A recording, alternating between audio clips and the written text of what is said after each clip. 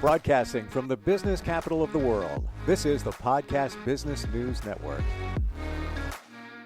Yes, welcome back, everybody. The coach has returned. He is an amazing leadership coach, helps leaders, individuals, CEOs, C-suite executives move their life forward through leadership skills, tips, techniques, training, coaching.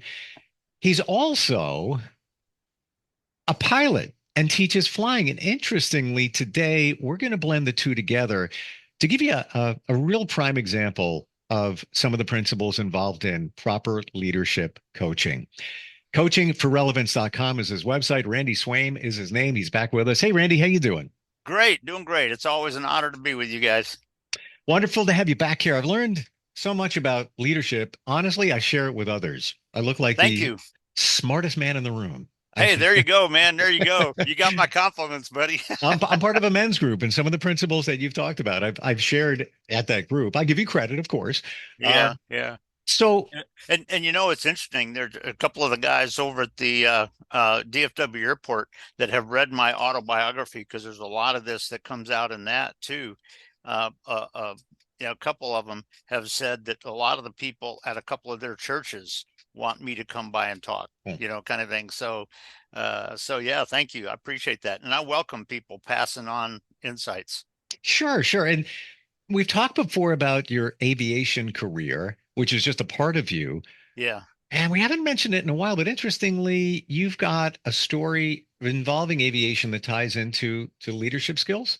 Yes, exactly, and I'll share that here right now. But it's interesting, because what I will tell the people before I start the story is this brings some insights of true decision making, true situational awareness, but also it brings some neuroscience aspects to it, because as I've said on the show a couple of times, with neuroscience, so many people in today's world just go back to the rote academic pictures that are all back in here in their cerebellum, where they don't have to think about nothing. Mm-hmm. But you know what? If that's what you're doing, your team's not getting any better. And you have to go to the processing ability of the frontal lobe in your brain, and you have to learn how you're going to get that developed in yourself and in your people. And I'll go ahead and kind of share the story on this. And I will say this, that as I train pilots and develop flight crews, one of the things I routinely tell them is the aspect that when you look at how a pilot in command captain can make decision making, kind of thing. If you think about it, a lot of people say that their decision making, they can choose to do anything they feel like they need to do. And to a certain extent, yeah, but not exactly that, because if you look at the regulations, particularly in the federal regulations here in this country, the only thing that a pilot is allowed to do is to deviate from the rules of the road. Legally, they're not allowed to deviate from the flight manual or the checklist and things of that nature and all. But I tell people, is there a time when you may need to do that? And there is. And I'll kind of share this in this story. And this comes from an accident that unfortunately some people died in. And it was a small commuter airline airplane. This was about 30 years ago, I think it was, but I've always remembered it because it's central to what we're talking about today. And it was coming across, and it was still over the water off the east coast of Canada, and it was coming into a Canadian airport. And there came a time when they had, if I remember correctly, it was kind of an electrical sort of smoke and fumes and fire situation, which is bad news in an airplane. And what happened is the weather was pretty nice, and they actually could see the airport they were going to. But what they did is they started to go into this orbiting, flying circular stuff out over the water to go through and complete the checklist. Well, what happened was that they were out there long enough, because sometimes that can be a longer checklist. And when you look at those kind of situations in an airplane, they expand and get bad a lot quicker than most others. And one of the things that happened on this is that the airplane, right as it was going around in one of the turns there, all of a sudden, everything in the airplane went black, all the electrics went out and the airplane actually pitched over and crashed into the water. And basically everybody, and I don't remember how many people were on it or whatever, but everybody on the airplane died. And so the point that I kind of throw out this a little bit is this: there is a point in your decision making when you talk about the processing up here and you're really choosing to make the right call. There is a point where you have to kind of step aside from just the rote, even the legal stuff, because are there times when it's legal to disobey the law? Yeah, but it's got to be an ethical call. And in that case, had they made the choice, seeing the airport they're going to go ahead and go straight to the airport and get it on the ground and get everybody out of it, that could have been the ethical call for that. And guess what? Ethics is not clear. It's not something where it's like it's always right. And so when you think about leading your team in challenging environments and challenging situations, you have to be aware of this aspect. How are you developing their processing ability so that they can uncover, even if you're not there with them right then, they can process and uncover the right ethical choices to make. And it's interesting. I think I've shared this a long time ago on one of the shows, but Sully Sullenberger, you know, when he had ditched What his was it called? airplane Miracle on the Hudson. yeah, there you go. Yeah, and he ditched his airplane in the Hudson when birds went through and shut both engines down. And there were a lot of people right after that happened, that even clients that came in that I worked with said, well, yeah, well, they got into the simulator and they found out that he could have made it to Teterboro. And here's what I told them. I said, yes, if there's no unexpected turbulence or no unexpected jet wash or no unexpected wind issues going in there. And I said, he made the right ethical call. And what I'm really glad of is that the government never went after him. They were thinking about it, but they never went after him for his choice, because it turned out that he made the right ethical call to minimize risk and enhance the successful outcome for the people. And everybody survived it, as Sure. you know.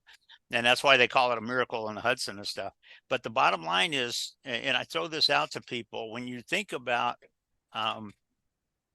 you know, you're looking at your team in a situation that is not just rote academic, you know, how are you really developing your team? And in fact, I'll say this: how are you really developing yourself to be able to make the right, successful decisions, even when it doesn't fit an actual academic sort of standard? And people have to be thinking about that very often when you're talking about leading your team, and really in a road academic, or I'm sorry, a you know, rapidly changing and unpredictable situation, because you know, you may have factors come on that you didn't expect. And if all you're doing is saying, well, you know, when I was in training, this is what they told me to do, and so, you know, here's what we're going to do, and if it doesn't work, we'll just blame it on something, you know. And you'd be surprised, I have actually heard individuals say that very thing. And you know what? That is unprofessional, and it is not ethical, and it is not right. And Wow. and so, you know, I throw this out to you from to people from just a leadership aspect. To what extent do you have some clarity on when it's right? Because I'll tell you what, breaking off from what the kind of the requirement might be to go into some ethical thing may be wrong. It may be second guessing what's really there. It may be there's some insights you don't have, possibly, or it might be that it's the right choice. And when you're talking about your situation, I know in aviation we talk a lot about situational awareness. And you know what? When you're talking about your team and you leading your team, to what extent are you truly situationally aware of what's really going on? And to what extent does that situational awareness allow you to not make excuses and not just try to kind of, you know, pat yourself on the back for the fact that you decided to do this, but you know that this was the right choice for the situation. And that is not something that happens just real quick and right immediately. You got to give some, and part of the ability to think about this and to engender your brain and your neuroscience aspect to really gain insights on that and to get a sense of that and to be able to envision that and have accurate 100% situational awareness in a given unpredictable situation and make the right choice. Can you do that? And as a leader, what do you need to do differently to enhance that in you? But also, what do you need to do to truly enhance that and help that become part of your team? So that, because I'll tell you, if your team is growing in that, and I don't mean making excuses. I mean just saying, hey, we'll go do this. No, what I mean is having clarity on that aspect of the situation and everything, and knowing what the right decision is, which enhances safety and minimizes risk and increases the chances that it's going to be a great outcome, kind of thing.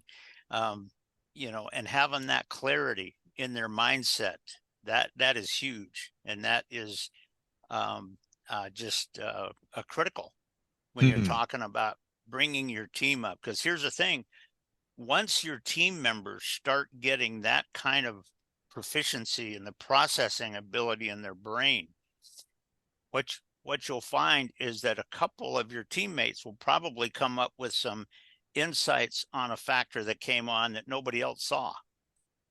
And you know what? It might be, oh, you know what? Yeah, this is what we can do.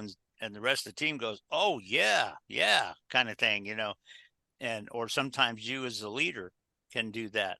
But when you're talking about that aspect of neuroscience and you're talking about that ethical decision making that is not clear and cut, but sometimes the decision you make may not be the best one for the situation, or it may be the absolute best one and the only one that's really going to guarantee safety in the situation, depending on what it is. And that's just some things that people need to think about. And when you're talking about leading your team in a rapidly changing and unpredictable environment, you got to kind of have some understanding on that and gain some insight in your mind. And that's for sure. When we use the word ethical, I'd love to get your exact definition, your feelings on that. Yeah. Let's go there. Well, you know what? To be honest, that's a great question there, Steve. That is a fantastic question, because what defines ethics?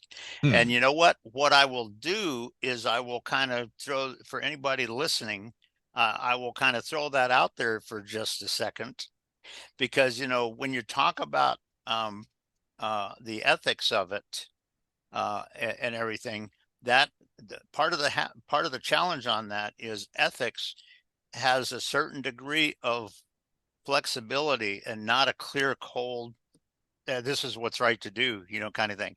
Yeah, you may have something ethics. I think in general, the ethics aspect of it is one that generates the highest rate for success in what you're trying to accomplish, the safety for your people, if you're talking about an airplane, the safety for the passengers, kind of thing. And that's this airplane that crashed up in there that I just mentioned. That's one of the things that they did. What they were doing is trying to go with the rote academic thing that, oh, we're supposed to go through this checklist and kind of thing. And guess what? That increased the risk. And had they, since they could basically see the airport they were going to, and they were looking at going through and completing the checklist before they go over and do that. There's some situations, if you have something like an engine failure or something like that, that guess what? You can do that and it doesn't hurt anything. But if you have something, in fact, I'll just, one of the things I share with pilots is if you have an electrical fire or an electrical situation like that in your airplane, People don't realize this. This comes from the aerospace training that I received for 2 years up in University of Buffalo.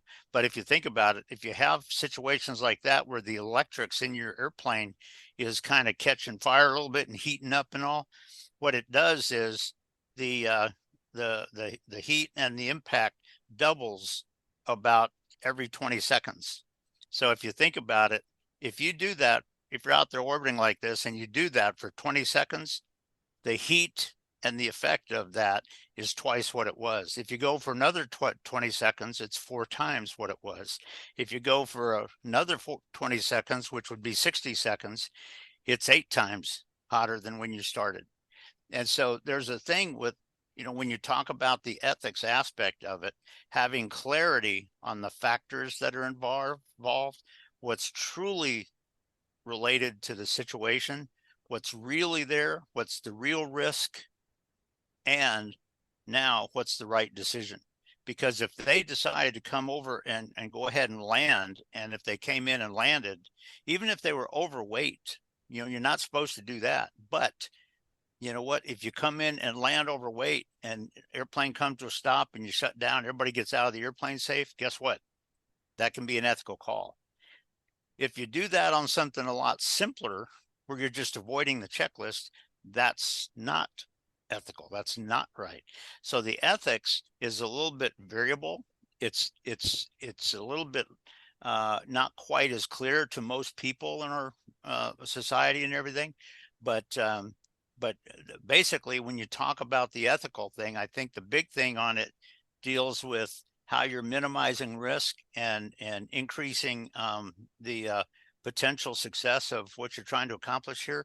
And it's also increasing the safety and minimizing the risk to the people that are involved and things of that nature. And one of the things I say that when you're talking about the ethical aspect of it, one of the reasons that's sort of kind of challenging is because in a pilot world, or let's face it, if you're talking about leading your team in an environment and something comes up and it becomes a legal case, guess what?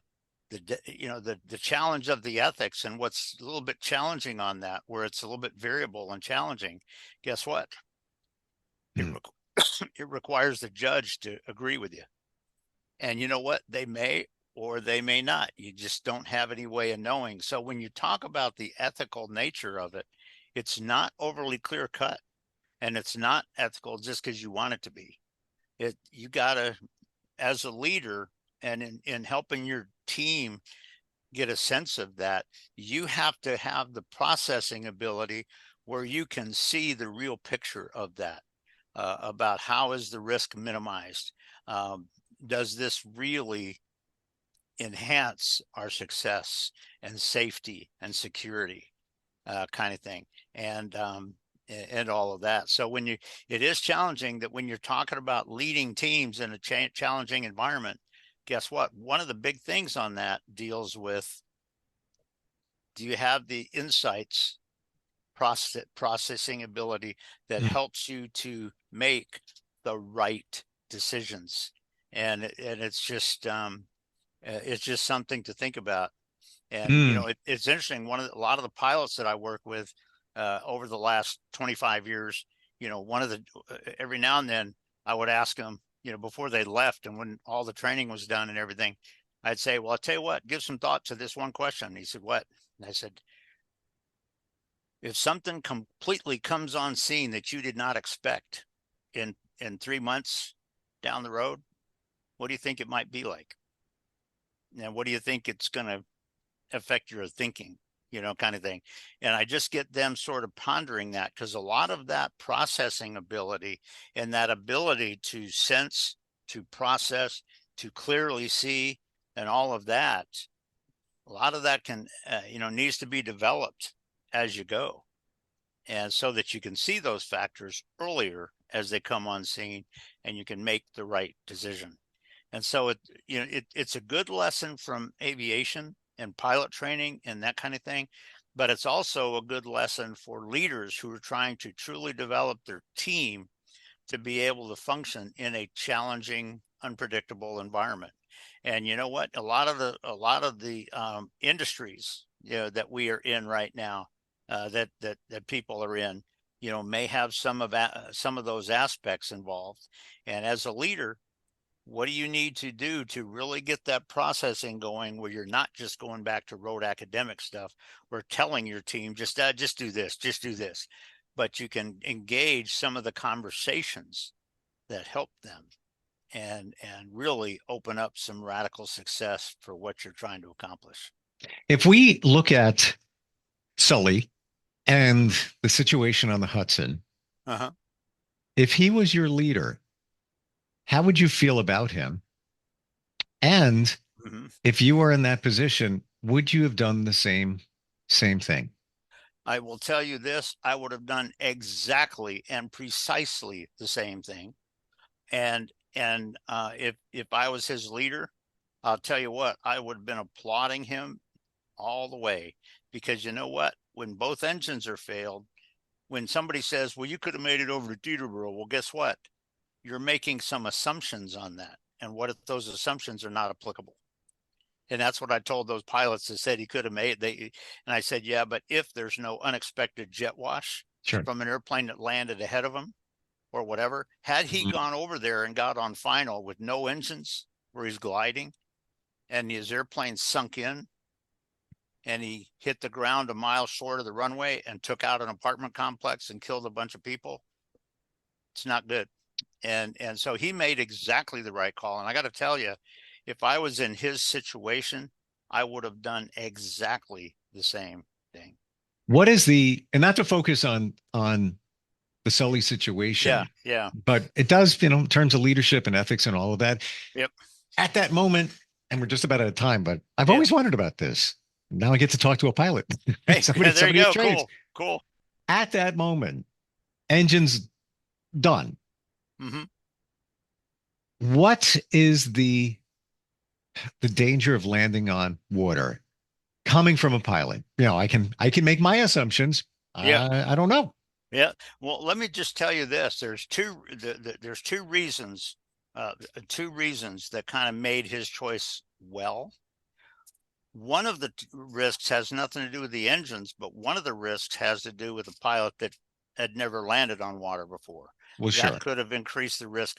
Well, one of the reasons he made the choice that he did is because he had flown seaplanes before, and he was very well aware of the factors that are involved in that. So his choice was even no more brainer, man. No brainer. That's right. And his choice was more ethical than even a lot of other people might have had for what they did. And like I've flown, I've flown glider tows and things like that, and aerobatic airplanes and all that kind of stuff, but I've never done seaplanes, kind of thing. And but not to say that you couldn't, especially in that emergency situation. But Sully, go. If you with that experience, now it's logically making sense that's it. And so that's part of the ethics, the fact that if it was somebody else that had never done that, that could have increased the risk for them a little bit. But because he had that experience, guess what? That enhances the ethical nature of his decision, because he had the experience where he could do that. But the bottom line is, like I say, whenever you're leading your team in a program that's just not rotely academic, there's some things like that with the ethical nature, your decision making. At what point do you need to switch it? And on what basis do you say that's valid? And all of that, guess what? That's an aspect that not only you got to develop in yourself, but you have to develop and grow that within your team. So as a team, they have a sense of how they should kind of consider that decision making when something is totally unpredictable and comes on scene, that they go ho ho ho, kind of thing. Wow. And so it's a key point. It's a lesson out of aviation, but it's good for any leader, because guess what? Those ethical natures can come in there, and you can make an ethical choice, which turns out to be not the right ethical choice. You got to have the thinking in there to program, to process it correctly, and have it really related to giving what you're looking to do. Process. So it's just huge. It's a huge aspect to think about. Coachingforrelevance.com is the website. You are available to anybody. You're not a hard seller or anything like that. Nope. Got a question? Let's talk about it, see if it's a right fit, and move your leadership skills forward. Randy, thanks for the insight. Thanks for the aeronautical comparison today. Fascinating. Learned a lot about all of this.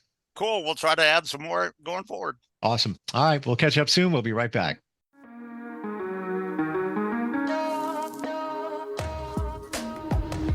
Broadcasting from the business capital of the world, this is the Podcast Business News Network.